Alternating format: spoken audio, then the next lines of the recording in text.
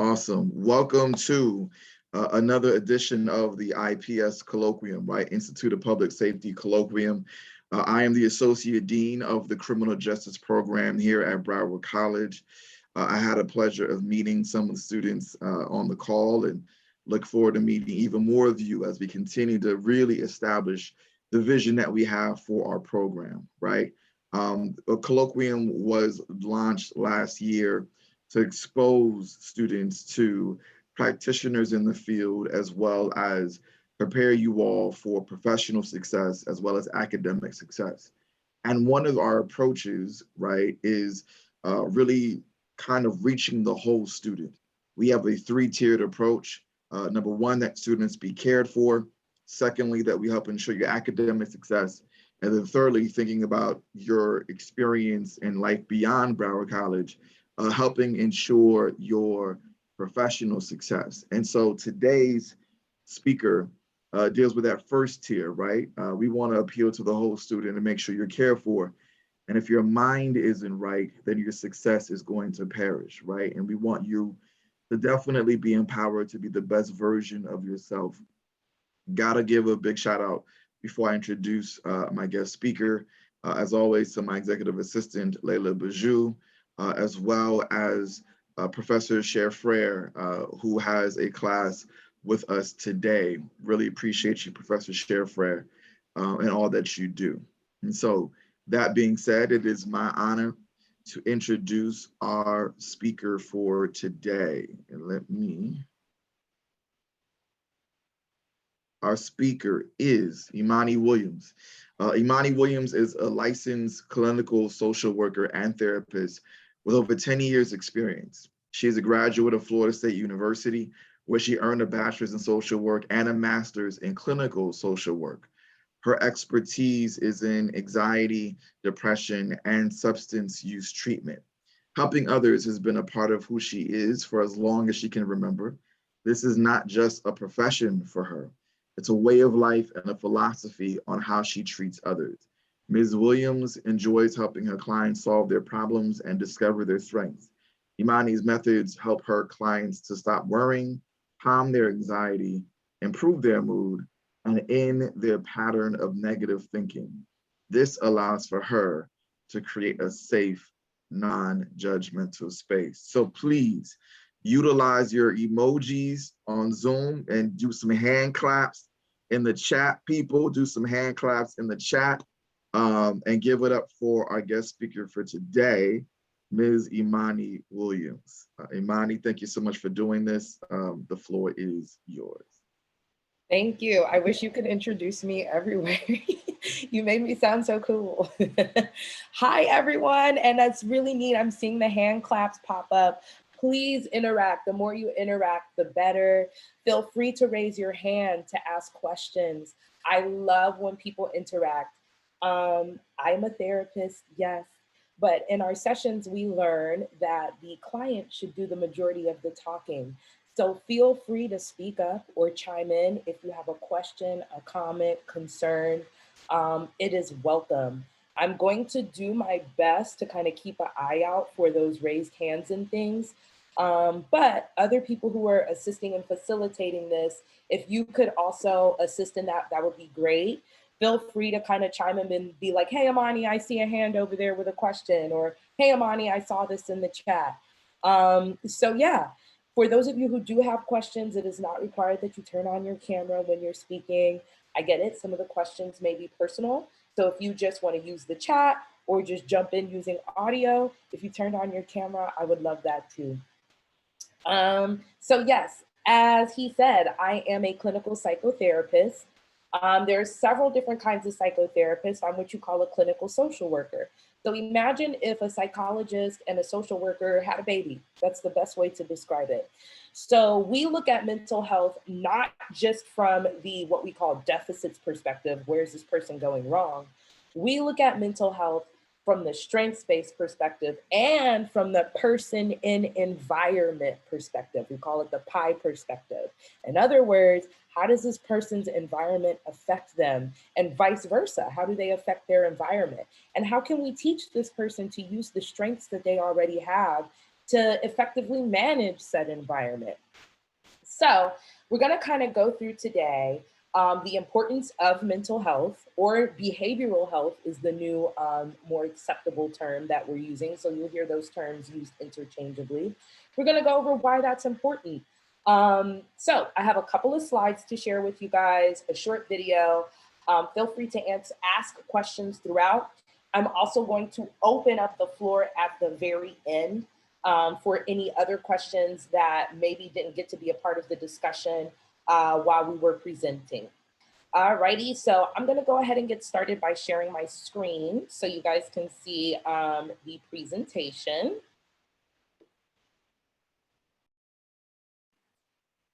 Give me 1 second here. Alrighty, here we go. So the importance of mental health or behavioral health, as you can see on here. I'm gonna go to the next slide here. Give me 1 second. My mouse decided to quit working on me. Alrighty, so why is behavioral health important to you? This is a question that I'm actually going to pose to the group. So is there anyone who wants to raise their hand? Anyone who wants to come off mute and chime in? But basically, I want to know what you guys are thinking. Why does it matter in your world? Because my world isn't yours.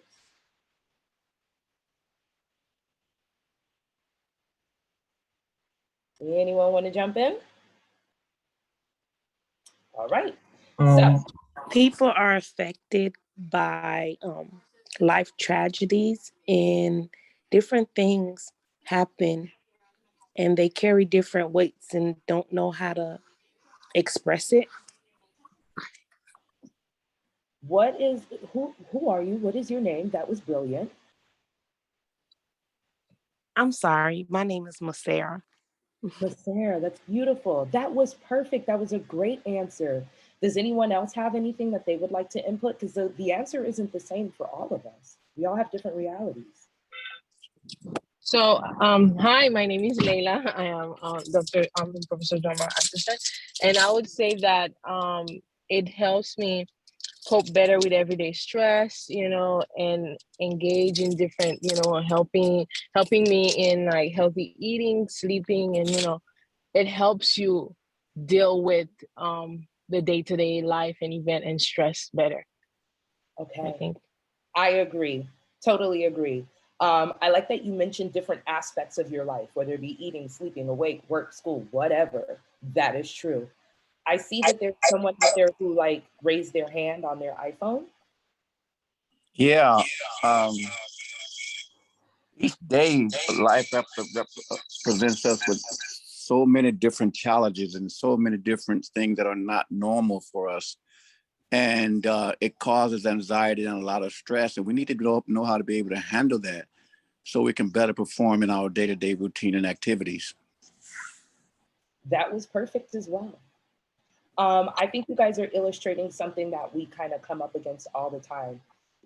The right answer is different for everyone, but everyone has different important reasons why they need their behavioral health to be in order. Whether it be what the first, second, or third person mentioned, all those things are true, and many more reasons. So I have a couple of reasons that I listed here as well.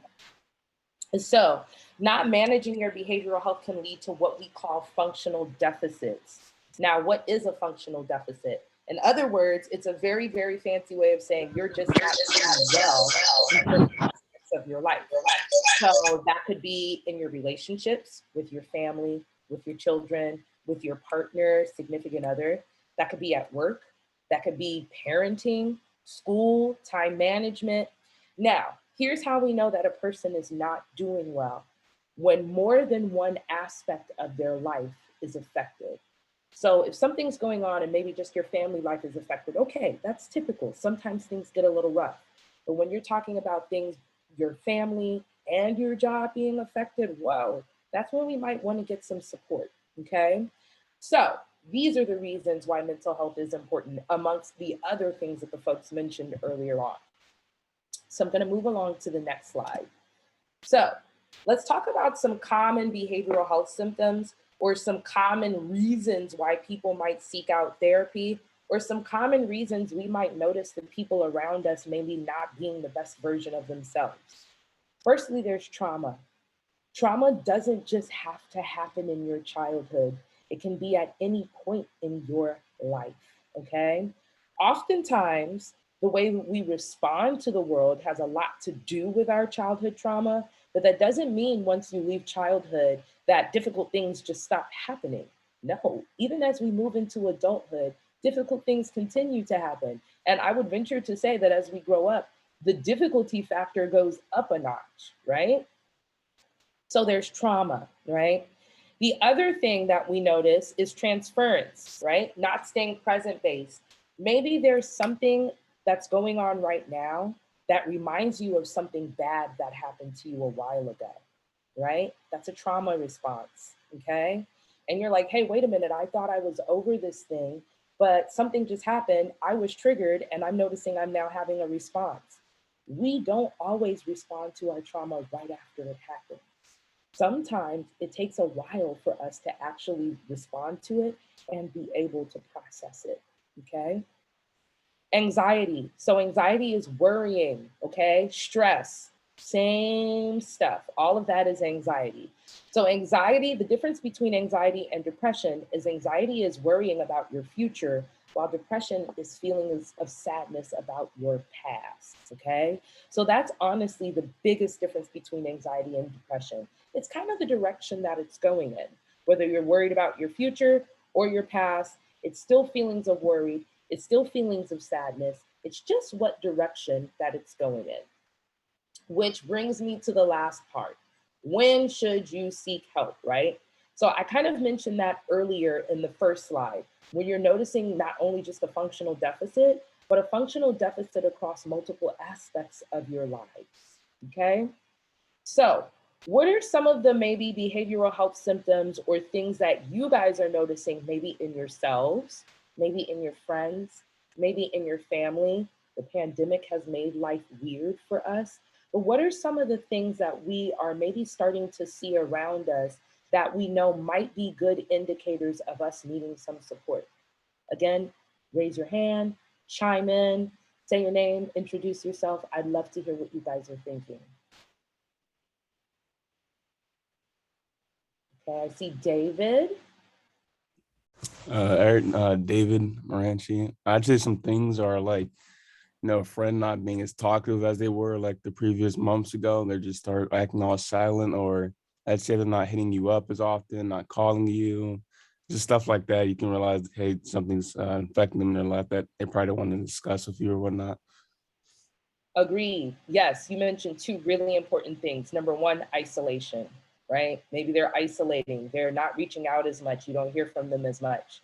The other thing you pointed out really well is a change in their behavior, right? Like you said, if that person was always talkative and now they're all of a sudden quiet, or vice versa, they were always quiet and now they're all of a sudden talkative. What's going on? It doesn't necessarily mean something is bad, but people love to know that other people are checking in on them and noticing their changes or shifts. It's really important. All right. Any other stuff that people want to chime in on that they think are good signs or symptoms of people maybe who are not doing so well? I see Isabella.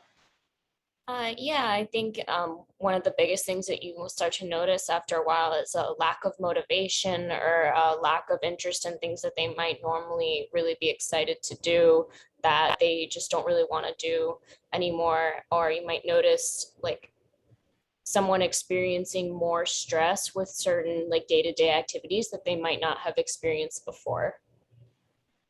Correct. It's almost like you have the DSM right in front of you. The DSM is it's the Diagnostical and Statistical Manual of Mental Health Disorders. So this is our giant Bible of all the behavioral health diagnosis and symptoms.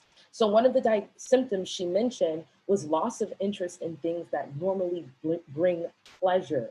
That's a huge indicator of depression or anxiety or trauma or a trauma response, or something is going on. It's a red flag, right? Losing interest in things we normally like.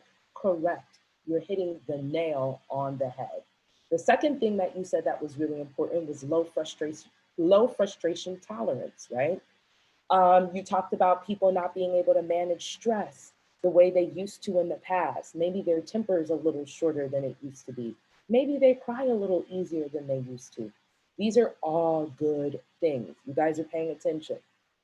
All right, next slide. So what are some of the ways someone can get help? All right, so firstly, you can decide to get help yourself, okay? Or a friend may point out to you, hey, are you okay? What's going on? But let's talk about the different kinds of help that exist and what's out there so you guys are aware of what you're getting into. A lot of times people have misconceptions about therapy or what it is. So I just want people to know the different, what we call levels of care. So the first level of care and the least strenuous is what we call intervention level counseling, all right? I just noticed something is going on. Maybe it's not that major. I don't want it to become a major issue. Maybe I decide to do like 3 sessions, right? Sometimes we have jobs or school or something that's willing to cover like a couple of sessions just so you can get back on your feet because something difficult happened. Maybe a breakup, maybe moving to a new city, maybe getting a new job, changing your career, right? So that's what we call intervention level counseling, okay? Then you've got outpatient services. So these are people who are in therapy for more than, I would say, 90 days, okay? So they're going on a weekly basis. Maybe they're doing groups, right? You can do individual therapy, you can do group, right? You can do substance use counseling, but it's someone who's going to therapy either weekly, bi-weekly, so every other week, or monthly. Not everybody goes every week. It depends again on what's going on in your life. You've also got family therapy as well, and that's considered an outpatient service. Then you've got inpatient. Now, inpatient sometimes is a Baker Act. Maybe they're suicidal, maybe they're homicidal. So they're at the hospital for a little bit, okay? Some people, maybe they go to what we call rehab, right? Maybe it's for a substance use concern. Maybe it's for depression. Maybe it's for anxiety. Maybe it's for any sort of addiction. It doesn't just have to be substance. It can be gambling. It can be sex. It can be porn. Any number of things, right? Then we've also got partial hospitalization. So these people maybe aren't inpatient, but they're down at a center several days a week, or they spend several hours a day in a day program. So maybe they are living in a transitional house, right? Where they recently got out of jail or recently got out of a rehabilitation program. And maybe they go to this program for 5 to 6 hours a day where there's group therapy, there's individual therapy, maybe there's a little bit of drug testing, maybe there's some case management, maybe there's some job skills they can learn there, right?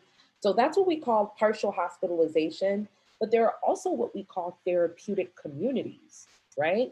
Where maybe I'm not ready to live in a regular community yet because I know I have an addiction issue and I don't want to be challenged, right? So I live in a therapeutic community where everybody is going through something similar and we all have agreed to the same sort of boundaries in our community so that none of us relapses into our old behavior, right? Services can be virtual or in person, okay? And your services can look like an amalgamation of any number of these things you see on this screen. You may have more than one of these services at a time. That's okay. What happens is when you talk to the licensed professional, you guys come up with a plan that works for you. It's not just the licensed professional telling you everything that you're supposed to do. Are there any questions after this slide? Because I know that there was a mouthful. Any questions, comments, concerns, or raised hands? I just wanted to quickly say Lisa had her hand up earlier. Okay. And she put in the chat, sleeping a lot can be a sign. Most people sleep away their problems. So Lisa, if you want to speak, feel free to do so. The choice is yours. And then Rachel said not wanting to go out or avoiding friends and family. So, but Lisa, if you wanted to share a little bit more on that, feel free to do so now. Hello, can you guys hear me? Yes, we can. Okay, hi. Yes, I had made a comment because you were said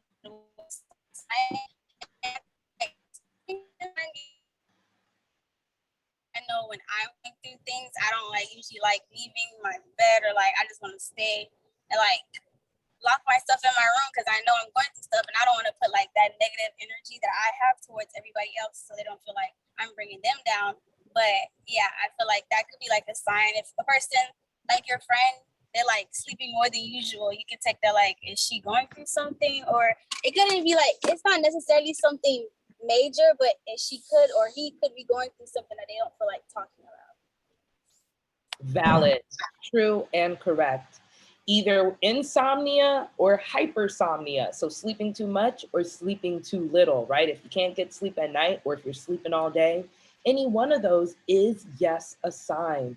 Great call out, Lisa.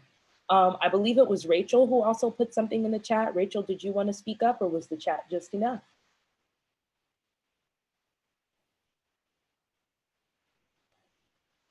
All right, I'll take that as a no. Okay, so I'm gonna move on. Hello? Oh, go ahead, someone, I hear someone. Yes. I wanted to ask you, so what's it called to be nervous for no reason, but like you always anxious and like nervous, like just because, like, you know what I'm saying? Like you may just be going to go and buy item or whatever, but you just nervous. You know what I'm saying? Like what is that called? The word you used, anxious, was perfect. That anxious stems from the word anxiety, right? So yes, that is anxiety. Anxiety is worry of any sort. So if you have some things that you're worried about, and you mentioned something really important, if you find it to be excessive, if you find it to be too much, if you find it to be all the time, it's worth it to talk to someone, anyone, to seek some support. And there's no shame in it. The most common thing that people seek support for is anxiety and depression. Now, the reasons behind them vary, but those are the two most common things that people seek help for. And that's okay. And it doesn't mean that you need help. It can mean that maybe you just need to talk to someone about something that you didn't even know was bothering you to begin with. Yeah. Any other questions? No, that's it. Okay. All right. So I'm going to move along to the next slide. All right. So a lot of people have never been to therapy before, right? Therapy and mental health is something that I've noticed has recently come into the forefront.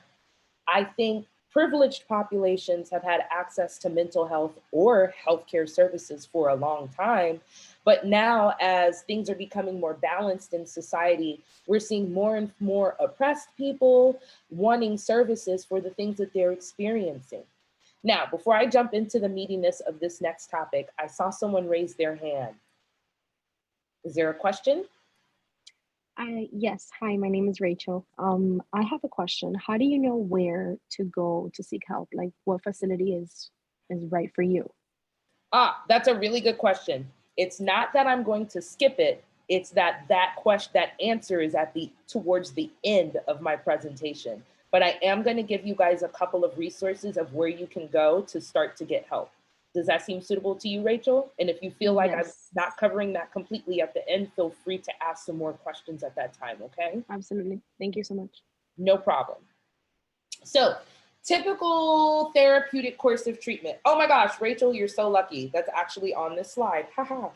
So typical therapeutic course of treatment. So most people, the first thing they realize is, I need a little help, right?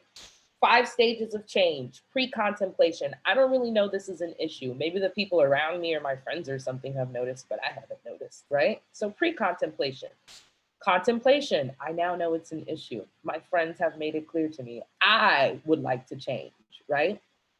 Then you've got action, when you're ready to do something about it, and you've got relapse and maintenance. Maintenance is the work you do to keep from relapsing into your old behaviors. So when you step into contemplation and action, right, and you're ready to get some help, you might start off by looking for a therapist. Now, when I say looking for a therapist, that's a really wide umbrella term. Doesn't maybe necessarily mean you want to go to see a therapist. Maybe you want to talk to a pastor who's licensed or has been trained to do some counseling. Maybe you want to go to group, right, for substance use group, AA, NA, right? These are forms of help, all right? So whatever sort of expertise you're looking for, You probably are going to have to access either an online database, because that's just the way that the world moves nowadays. Also, people do have insurance, and their insurance oftentimes does have a database. But I have listed some great websites on here to find a therapist. You've got Psychology Today, which is the second one I listed here. That's like the Google of therapists. Most therapists list on there, not just therapists, you're talking life coaches. You've got people who are what we call job coaches, right? Helping people find a job or get their job skills together, or vocational skills, right? So any sort of help resource, Psychology Today is huge, it's big. Another hugely popular resource, especially in the African American community, is Therapy for Black Girls. A lot of minority therapists list themselves on here. Now, what I love about all of these is you can punch in your zip code, plug and play. They also have different filters, right? So maybe you want someone who speaks Spanish, maybe you want someone who speaks Creole, maybe you want someone who's LGBTQIA, right? Maybe you want a Christian counselor, right? Any number of things. What I love is that all of these little search engines do have filters that you can fill in. Maybe it's important to you to have a man. Maybe it's important to you to have a woman. Maybe you want someone who's non-binary, right? So these all have great filters. The last one I'm going to go over is Open Path Collective. This is a great resource, and here's why.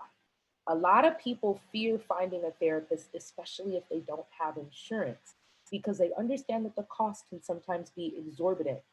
Open Path Collective actually lists therapists and licensed mental health clinicians who offer either a sliding fee scale or very low cost. So if you're afraid of the cost, check out Open Path Collective. Also, most therapists do offer a sliding fee scale, so don't be afraid to ask. Now, also, sometimes your job or your school may have a counseling or resource center. And if you go to that school, oftentimes the services are free, so long as you go to the school. Sometimes your job may have what you call an EAP, or an employee assistance program. Well, they'll cover a certain amount of sessions, right? So all of those are options. There are also different types of therapists. You've got licensed clinical social workers. That's what I do, right? The majority of therapists in America are actually licensed clinical social workers because it's a very flexible degree. You've also got licensed mental health counselors and licensed marriage and family therapists. All of these people, before they became licensed, they were at some point what we call a registered intern. What that means is you do not have an independent practice license, but your license is registered up under somebody else's who has a license. That's why you're called a registered intern. After grad school, so after you finish your master's degree and you're trying to become a therapist, you become a registered intern until you have like a couple of thousand of hours of therapy under your belt. Then you got to take a state exam, got to pass a background check and take a couple of classes, then you become licensed.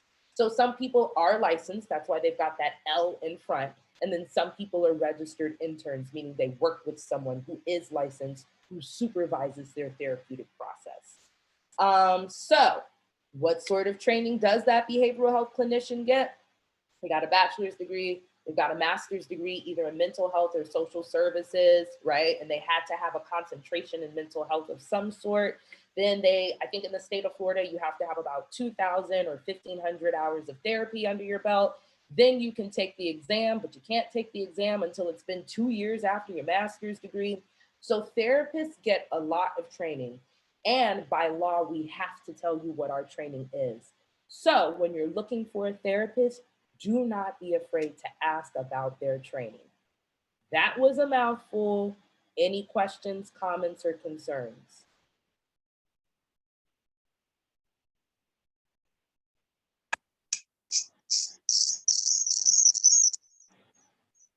Yeah, like you were saying, there's a lot of different treatments out there. Recently, I had to seek out counseling for pain management, a therapist, and I didn't know there was such a thing. But I tell you, since interacting and spending time with my counselor, it has really improved my mental health as far as it relates to pain therapy. It's really effective. But I didn't even know something like that exists. But I tell you, it really works a lot. Thank you for sharing that. I really appreciate that because you didn't have to be so bold. Would you mind educating the rest of the class on what pain management might be? Because a lot of people don't know what that is. If you're Sorry, comfortable. what was the question again? Would you mind educating the rest of the group on what pain management might be like? Because a lot of people don't know what that is. Oh, wow. Okay, I'll try. Pain management is like the therapist will help you. She talks you through coping mechanism when you have consistent pain. They use words like dirty pain and clean pain. You know, dirty pain, for example, is pain that happens, and you just get frustrated, right? The clean side of that is that even though you get frustrated, she teaches you how to project your feelings and your emotions somewhere else, so that way you can come through that. And what they do is help you, because when you have chronic pain, what they do is help you to, what they say is like, help you cope with the pain, help you to be able to still function with the pain, not to the degree, because before I went to the therapist, I was thinking like, I'm trapped and, everything I think about, I am unable to do because of the pain. But the therapist showed me how to take my pain and put it in compartments, if you will, and how to gauge my ability to do stuff even with the pain, but also knowing how to limit what I do so I can still function, not at the level that I used to prior to the pain, but with the pain, function and still be productive in day-to-day life. It is a wonderful, wonderful, I tell you, it helped me so much. It took away a lot of my anxiety, my angst, and my fears about, living with pain. So now I'm comfortable with it. I know what I can and can't do. And I just go for it and just deal with it. Thank you for sharing that. I'm just blown away by how transparent you're being. I really appreciate that. And you're correct. A lot of people don't know that you can see a therapist for pain management, right? Maybe you have an injury and that injury causes you chronic pain. It could be a back injury, a leg injury, a hip injury. And because of that chronic pain, maybe you're always in a bad mood, or maybe you're sad or depressed or anxious about trying to go out and conquer the world. And so that therapist teaches you, hey, this pain may exist, you may have this injury, but here's how you can navigate the world now as your new self. So thank you so much for sharing that. You really didn't have to, and I appreciate you being so transparent. All right, so when you're looking for a therapist, now that you've decided you found one, you've gone through a directory of some sort, whatevsies, interview your therapist. Make sure you're comfortable with this person. Yes, we do have to be trained, we do have to be licensed, but the research says what makes therapy go best is the relationship between the therapist and the client. So when you're looking for a therapist, make sure it's someone you're comfortable being transparent with, because that's what matters in that space. So interview them, bring as many questions to that consultation as you want.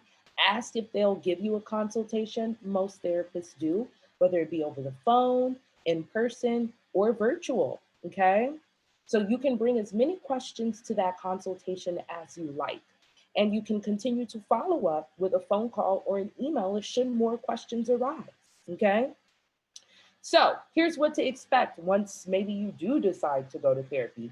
If you do decide to go to therapy, most people start off with an intake, right? So where'd you grow up? How many siblings you have? What are you sad about? What do you want therapy to change about you? How do you cope with stress currently? What are some of your traumas, right? Then after that, they do a little bit of treatment planning where you nail down your goals, okay? How do we know when therapy has been effective? How do we know when we can walk away from therapy? That's called a treatment plan. Then you've got your actual therapy, okay? Couple of different types of therapeutic models you'll see out there. I'm gonna give you guys the most popular ones that you see out there nowadays. Motivational interviewing. So teaching people to use their strengths to navigate the world. You've got cognitive behavioral therapy. So identifying this person's beliefs or schemas that come from maybe their trauma. Some of those beliefs are helpful, some of them are unhelpful, right? Some of them are getting in the way of how we process reality, okay? So those are the two major types of therapy that you're gonna see out there nowadays. Most therapists who are in grad school or therapists in training, they're gonna learn motivational interviewing and cognitive behavioral therapy, or some amalgamation of the two. All right, any questions before I move on to the next slide? Okay, moving right along. So, trauma and schemas. From trauma, so something bad has happened to us, and I like to refer to trauma as either big T trauma or little t trauma. A big T trauma sometimes is typically is the stuff that's very obvious, right? Divorce, intimate partner violence, right? All those sort of things, being the victim of a crime, those are obvious. And then we have little T traumas, little small hurts that we picked up along the way that we didn't know were really affecting us, okay? So we like to identify where the trauma came from. How did it start? How did it affect us? How does it affect our decision making? Some trauma happens in adulthood, and then you've got some trauma that happens in childhood. Now, the trauma that happens in childhood, we refer to in mental health as adverse childhood experiences. These are really important because these shape the way that we see the world. These ACEs, as we call them for short, shape the way we learn to trust people. They shape the way that we build relationships. They shape the way that we make decisions. So adverse childhood experiences are definitely a very important part or focus when you're in therapy so that we can begin to understand why you are the way you are. So with that being said, I am going to show a short video on adverse childhood experiences. Now, before I show the video, I want to give you guys a little bit of background information. So as a part of the intake session, a lot of times, I'm not going to say everybody uses this, but most therapists uses this. They do an adverse childhood experience questionnaire. It's 10 questions about childhood trauma. The higher the score, so you get one little mark for every yes you give. So the first question is basically, did anyone humiliate you constantly as a kid growing up? The second question is, any history of sexual abuse, right? So the more yeses you get, the more points you score. The highest score you can score is a 10 because it's 10 questions. The higher the ACE score, the more trauma, childhood trauma specifically, a person has experienced. This gives us a good starting point of where to start in therapy. So ACE scores are really important because they affect how we manage our life going forward. So I'm going to show a short video on some research that a woman did about ACE questionnaires and what this means. So it's a TED Talk. I find it to be very interesting, and I hope you guys will as well. Before I start the video, are there any questions, comments, or concerns before we hop into it? I'm sorry, I just wanted to take you back a little bit. At the end of a previous slide, there was something about medication. I skipped over that. Yeah, could you share a little bit more about when that should take place? Okay, thank you for bringing me back to that. Medication management. Now, this is a really important topic because there's a lot of stigma around medication, okay? A lot of different people have a lot of different feelings on medication, and rightfully so. There is especially a lot of stigma about medication and vaccines and that sort of thing going on right now, right? So, typically in previous psychological work, we did see a lot of over-medication.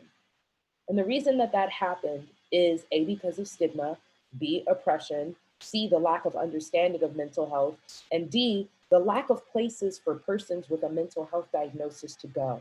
So oftentimes they over-medicated to keep this person calm because it was just easier to manage that person's behavior that way. Now, moving forward, because of some of those issues in the past, people have some fears, and rightfully so. I think it's a good idea to talk about medication management if you have tried therapy for some time and things are not going well still. Things are still really bleak and you're doing all that you can. If your symptoms are very severe, right? So people who have panic attacks, people who have severe anxiety that lead to anxiety attacks, right? Panic attacks are acute, they happen really quick. Anxiety attacks build up over time. These are things that can be unsafe. Why? What if you operate heavy machinery? What if you're driving? What if you have kids and you're trying to get through the day, right? So at that point, medication management does sound like a good idea. What if you have psychotic symptoms? What if you're hearing voices, right? What if you're seeing things that you're not sure anyone else can see, right? Those are things that may get in the way of you being able to manage your own finances. Again, things that may get in the way of you being able to parent. That may get in the way of you being able to be safe independently in the community by yourself without assistance. So when those things start occurring, it's a good idea to have a conversation about medication. Oftentimes, therapists in the beginning will talk to you about medication so that they can understand your thoughts and your feelings on it. Medication is never mandatory, just like therapy is never mandatory. Everybody has a right to turn it down. But sometimes, if your symptoms are severe enough, a licensed mental health clinician may suggest it. It doesn't mean you have to do it, but it would behoove you to have the conversation. And again, ask as many questions as you like, okay? Now, psychiatrists are medical doctors. Those are the ones who handle mental health medications. Clinical psychotherapists actually do not. They'll make a referral for you to see a psychiatrist, and the psychiatrist and your clinical psychotherapist will often work together because the psychiatrist is going to want to know, are your symptoms getting better? Are they getting worse, right? So most people who start medication management, they see their psychiatrist once every 30 days, right? Because it takes between 30 and 60 days for the medication to actually start working. Now, those people, after their medication is working, the psychiatrist has been seeing them every 30 days on a regular basis, they may drop down to seeing their psychiatrist maybe every 90 days. As their symptoms improve, the psychiatrist will start to decrease the medication. You don't just go off it like that. You can crash. That's not very good. So they'll decrease your medication little by little until you're back off the medication completely. Does anyone have any questions? Because again, that was a mouthful. Now, I just want to affirm what you just said, because when I had this incident to happen, I'm old school and I didn't think anything about, I was opposed to any type of therapy or therapist or psychiatrist and all that stuff. But, I was able to contact both of them. And like you said, the psychiatrist was the one to prescribe me medication. And the medication ended up having a dual purpose that helped me with two things, my anxieties and as well as my chronic pain. So I thought that was very phenomenal. And I was like really shocked that they were able to do that when my pain management doctor didn't have the things they tried didn't work. But my psychiatrist prescribed something that really is doing a great job for me. So It works. Good to hear. Good to hear. And if it ever feels like it's not working, speak up. That's important too. We always hope that the medication works. We always do. And there's a lot of research behind it. But every individual responds to medication slightly different because we all have different body chemistries. So if there's ever any side effects that anyone may notice while on their medication, do not be afraid to speak up. Everyone has rights. So thank you for bringing me back to that point. I appreciate that. All right, so I'm gonna hop into the video.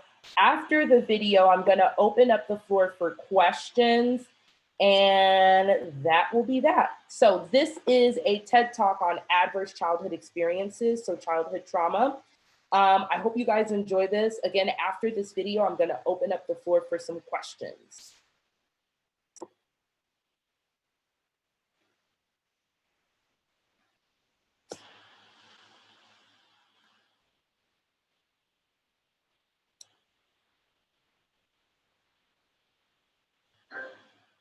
In the mid-90s, the CDC and Kaiser Permanente discovered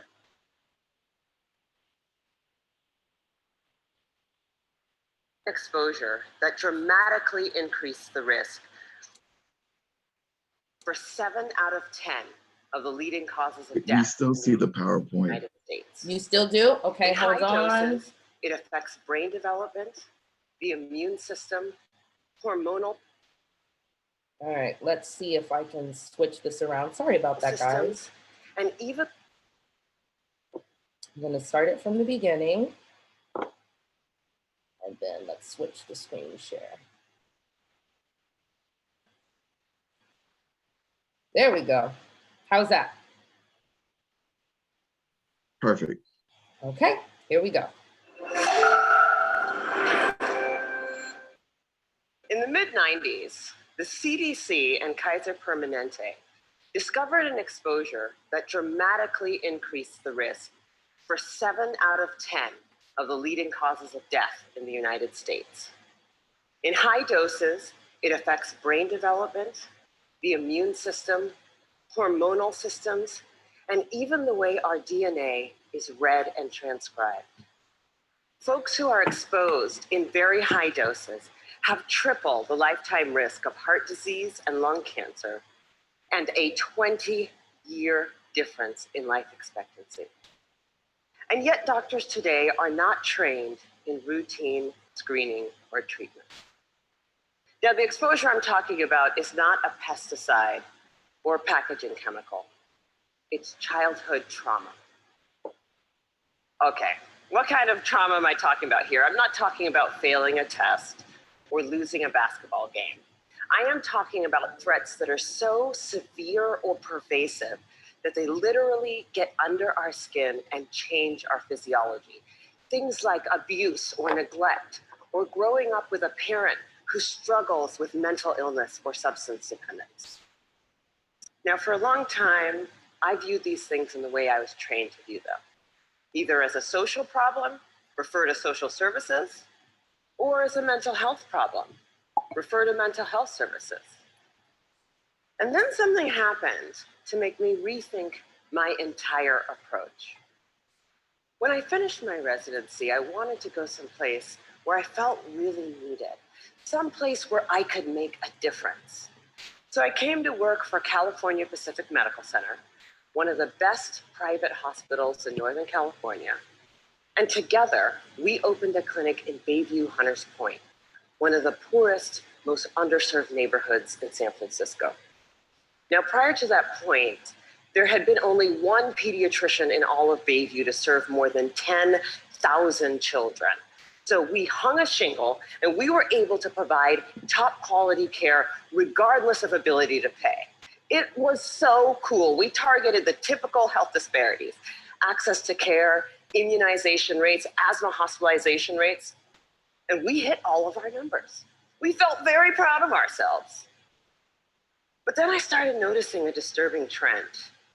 A lot of kids were being referred to me for ADHD, or attention deficit hyperactivity disorder. But when I actually did a thorough history and physical, what I found was that for most of my patients, I couldn't make a diagnosis of ADHD. Most of the kids I was seeing had experienced such severe trauma that it felt like something else was going on. Somehow, I was missing something important. Now, before I did my residency, I did a master's degree in public health. And one of the things that they teach you in public health school is that if you're a doctor and you see 100 kids that all drink from the same well, and 98 of them develop diarrhea, you can go ahead and write that prescription for dose after dose after dose of antibiotics, or you can walk over and say, what the hell is in this well? So I began reading everything that I could get my hands on about how exposure to adversity affects the developing brains and bodies of children. And then one day, my colleague walked into my office and he said, "Dr. Burke, have you seen this?" In his hand was a copy of a research study called the Adverse Childhood Experiences Study. That day changed my clinical practice and ultimately my career. The Adverse Childhood Experiences Study is something that everybody needs to know about.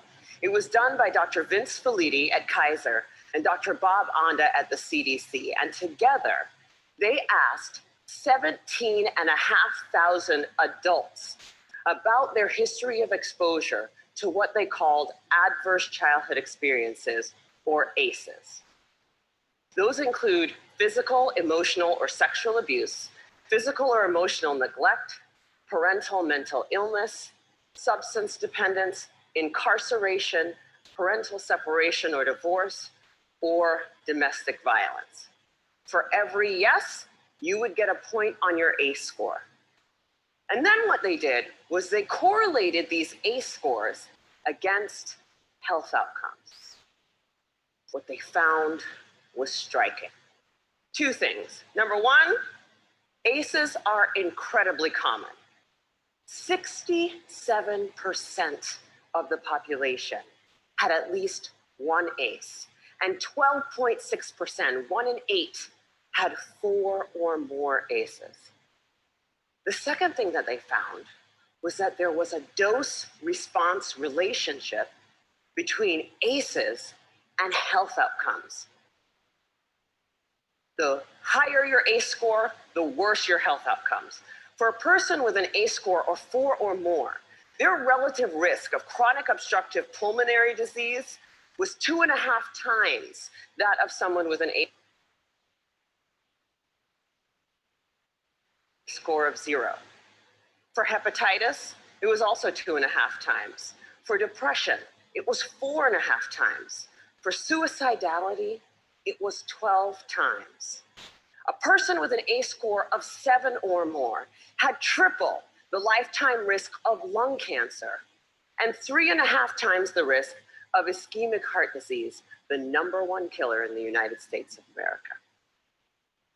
Well, of course, this makes sense. You know, some people looked at this data and they said, come on, you know, you have a rough childhood, you're more likely to drink and smoke and do all these things that are going to ruin your health. This isn't science. This is just bad behavior. It turns out this is exactly where the science comes in. We now understand better than we ever have before how exposure to early adversity affects the developing brains and bodies of children. It affects areas like the nucleus accumbens, the pleasure and reward center of the brain that is implicated in substance dependence. It inhibits the prefrontal cortex, which is necessary for impulse control and executive function, a critical area for learning. And on MRI scans, we see measurable differences in the amygdala, the brain's fear response center. So there are real neurologic reasons why folks exposed to high doses of adversity are more likely to engage in high-risk behavior. And that's important to know. But it turns out that even if you don't engage in any high-risk behavior, you're still more likely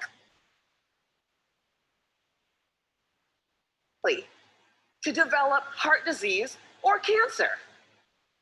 The reason for this has to do with the hypothalamic pituitary adrenal axis, the brain's and body's stress response system that governs our fight or flight response. How does it work? Well, imagine you're walking in the forest and you see a bear. Immediately, your hypothalamus sends a signal to your pituitary, which sends a signal to your adrenal gland that says, release stress hormones, adrenaline, cortisol. And so your heart starts to pound, your pupils dilate, your airways open up, and you are ready to either fight that bear or run from the bear. And that is wonderful. If you're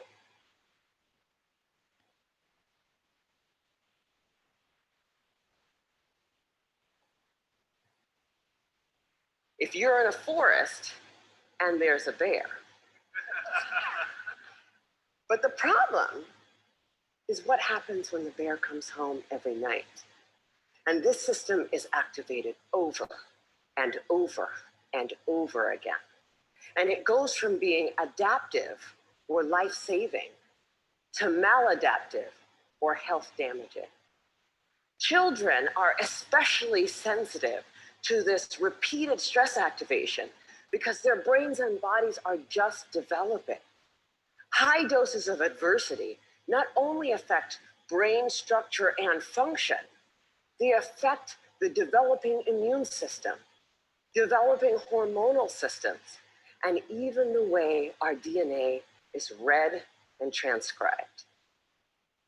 So for me, this information threw my old training out the window, because when we understand the mechanism of a disease, when we know not only which pathways are disrupted, but how, then as doctors, it is our job to use this science for prevention and treatment. That's what we do.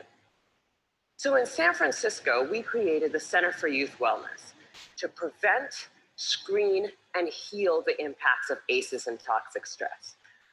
We started simply with routine screening of every one of our kids at their regular physical, because I know that if my patient has an ACE score of 4, she's 2.5 times as likely to develop hepatitis or COPD. She's 4.5 times as likely to become depressed, and she's 12 times as likely to attempt to take her own life as my patient with 0 ACEs. I know that when she's in my exam room. For our patients who do screen positive, we have a multidisciplinary treatment team that works to reduce the dose of adversity and treat symptoms using best practices, including home visits, care coordination, mental health care, nutrition, holistic interventions, and yes, medication when necessary.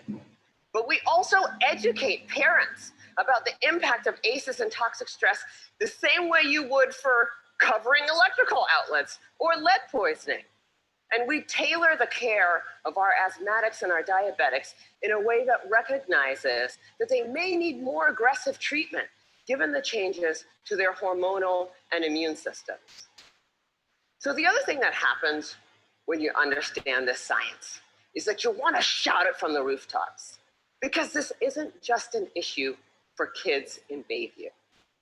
I figured the minute that everybody else heard about this, it would be routine screening, multidisciplinary treatment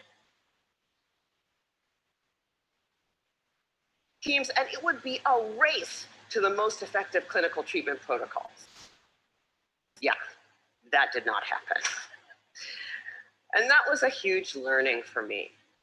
What I had thought of as simply best clinical practice, I now understand to be a movement. In the words of Dr. Robert Block, the former president of the American Academy of Pediatrics, adverse childhood experiences are the single greatest unaddressed public health threat facing our nation today. And for a lot of people, that's a terrifying prospect. The scope and scale of the problem seems so large that it feels overwhelming to think about how we might approach it. But for me, that's actually where the hope lies. Because when we have the right framework, when we recognize this to be a public health crisis, then we can begin to use the right toolkit to come up with solutions. From tobacco to lead poisoning to HIV/AIDS, the United States actually has quite a strong track record with addressing public health problems. But replicating those successes with ACEs and toxic stress is going to take determination and commitment. And when I look at what our nation's response has been so far, I wonder, Why haven't we taken this more seriously? You know, at first, I thought that we marginalized the issue because it doesn't apply to us, right? That's an issue for those kids in those neighborhoods, which is weird because the data doesn't bear that out. The original ACEs study was done in a population that was 70% Caucasian, 70% college educated. But then, the more I talk to folks, I'm beginning to think that maybe I had it completely backwards.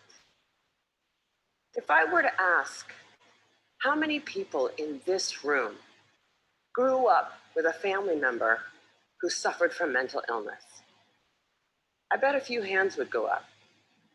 And then if I were to ask how many folks had a parent who maybe drank too much, or who really believed that if you spare the rod, you spoil the child, I bet a few more hands would go up. Even in this room, this is an issue that touches many of us. And I'm beginning to believe that we marginalize the issue because it does apply to us. Maybe it's easier to see in other zip codes because we don't want to look at it. We'd rather be sick. Fortunately, scientific advances and frankly, economic realities make that option less viable every day. The science is clear.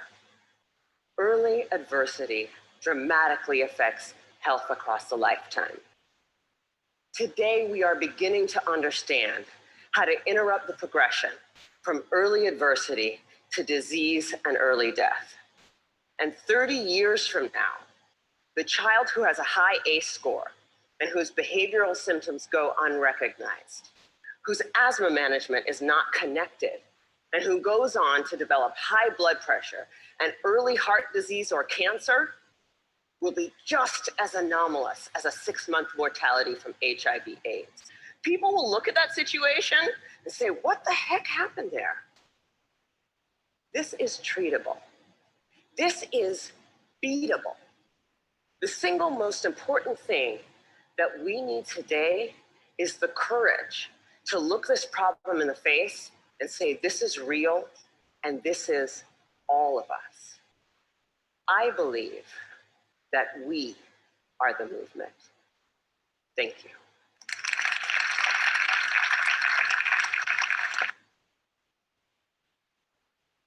All righty. Now, I don't want to hop back into the PowerPoint. I would love to open up the floor for any questions, comments, concerns, anything anyone would like to ask. Oh, I forgot to stop the video from playing. For over a decade as a doctor. So I just want to open up the floor for any questions, comments, or concerns, and know that everything we discuss stays in this space. So does anything that anyone have anything they would like to add to the end of this discussion? Before that, just to honor the space, I'll stop the recording just in case people want to ask something of a personal nature. So let me do that now. Thank you.